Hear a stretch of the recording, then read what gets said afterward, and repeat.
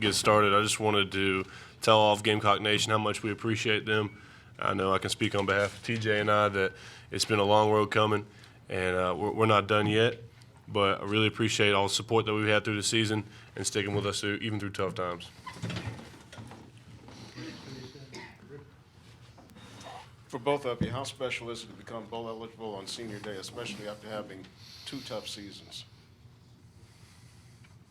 It's a huge relief, but our mindset is, next game mentality. But it's even bigger for the program moving forward. To get a bowl game, especially on senior night, just solidifies, how much this team fights and how much this crowd keeps us in the game.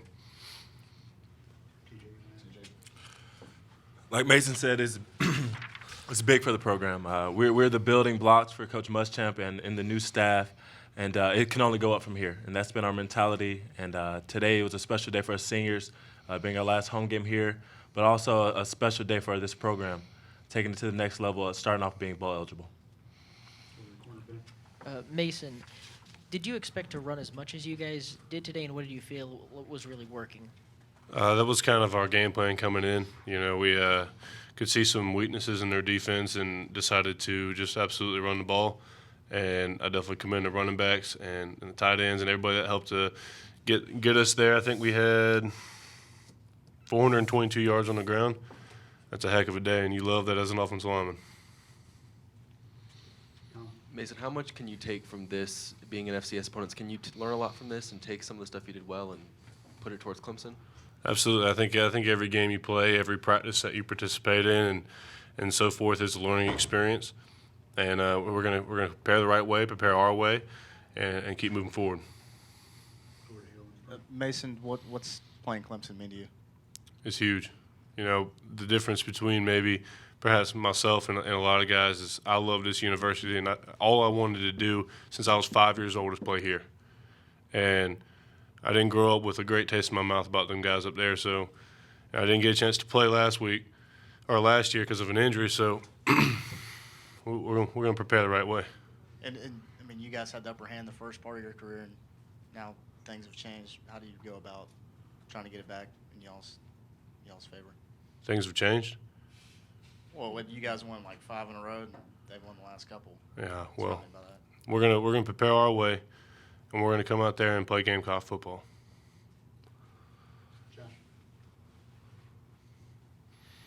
TJ, is there a technical or specific reason that the defense improves so much in the red zone? We dedicate days in the week to our red zone defense. We dedicate periods of the day, multiple periods of the day, just to focus on stopping the run, stopping the pass, and really studying their key formations and what they like to do in the red zone. And I feel like that extra practice and extra time we put into it has made us successful. How big a part of it is the fact that the field condenses and you have to defend sort of less area? Yeah, when the field condenses, we get up, and in our minds it's like, okay, we got to defend this goal line, and we cannot let anyone in no matter what the problem is. And so we just buckle down as a defense and lock into our keys and lock into what we've practiced all week.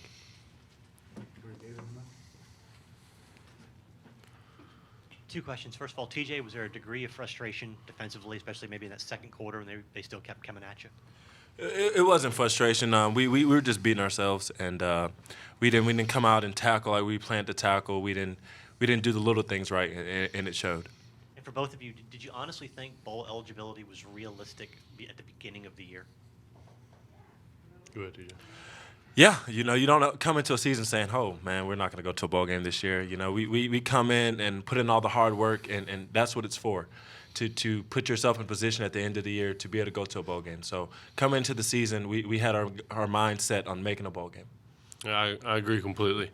I don't think you start a season without the thoughts of championship and a bowl game. The amount of work that we put in the off season, and we came out a little sluggish going 2-6, but in that bye week, we just kind of came together as a team. And that's one thing that I can speak about this team. Nobody points fingers at one another. Nobody says, "Oh, woe is me." We get after it every single week, and we prepare the right way. And, I'm incredibly proud to be on this team and play next to guys like TJ and other people.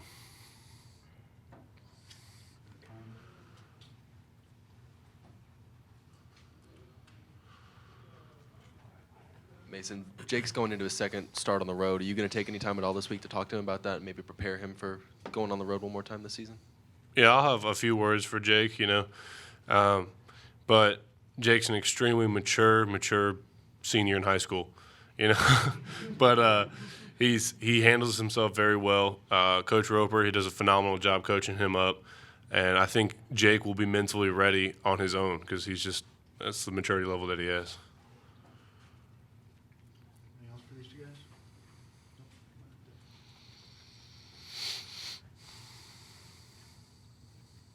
So most of the leaders tonight offensively were freshmen, underclassmen, and I guess how does that make you feel being a senior? Your last home game to see so many like freshmen and sophomores. The future of this program playing at such a high level.